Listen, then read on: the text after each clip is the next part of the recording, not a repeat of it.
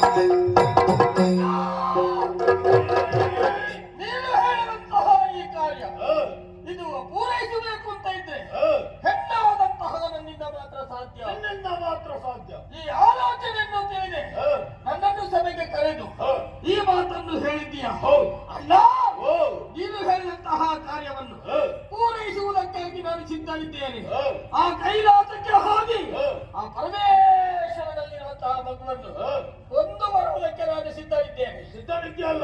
ಆದ್ರೆ ಆ ಕಾರ್ಯವನ್ನು ಪೂರೈಸಿದ ಮೇಲೆ ಹ. ನನಗೆ ಏನು ಉಡುಗೊರೆ ಇಲ್ಲವಣ್ಣ? ಬಹುಮಾನ ಪೂರೈಸಿದರೆ ನಿಮಗೆ ಉಡುಗೊರೆ ಬೇಕಲ್ಲ? ಹೌದಾ? ತಂಗಿ ಆದರೆ ನಿನಗೆ ನಮ್ಮ ಉಡುಗೊರೆ ಕೊಡುವುದು. ಆ, ನಾನು ನೋಡಿದ್ರೆ ಆ. ಸುಂದರಾಗಿ ಸುಮ್ಮ ಗಂತಿ ಚಂದ್ರವಾದಾಲೆ ಅಣ್ಣ, ಇಂತಹ ಚಂದದ ನಾನು ಕನ್ಯೆ. ಯಾವತ್ತೂ ಕನ್ನಡಿಯಲ್ಲಿ ನೋಡುದು ನನ್ನ ಮುಖವನ್ನು. ಅಣ್ಣ, ಅಣ್ಣನಿಂದ ಆಚೀಚೆ ಹೋಗ್ಲಿಕ್ಕೆ ಮನಸ್ಸೇ ಬರುವುದಿಲ್ಲ. ಹೌದಲ್ಲ? ನಾನು ಅಷ್ಟು ಸುಂದರ ಆಗಿಲ್ಲ. ನನ್ನ ತಂಗಿಯ ಸೌಂದರ್ಯಕ್ಕೆ ಸರಿಸಾಟಿ ಯಾರಿದ್ದಾರಲ್ಲ? ಯಾರು? ಯಾರು ಇಲ್ಲ.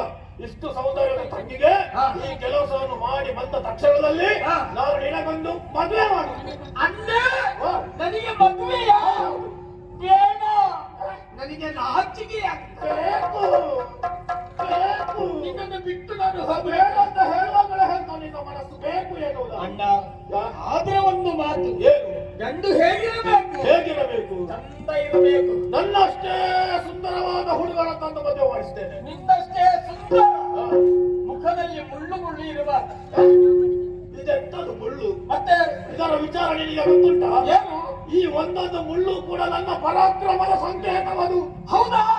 ಹಾಗಾದ್ರೆ ಅಂತ ಮುಳ್ಳಿರುವ ಗಂಡನ್ನೇ ಅಂತಲೇ ಹುಡುಗನ್ನು ಹೋಗಿ ಮದುವೆ ಮಾಡಿಸ್ತೇನೆ. ಹೋಗಿ ಬರ್ತೇನೆ. ಹೋದ ಕಾರ್ಯದಲ್ಲಿ ನ್ಯಾಯಶೀಲನಾಗಿ ಹೋಗು.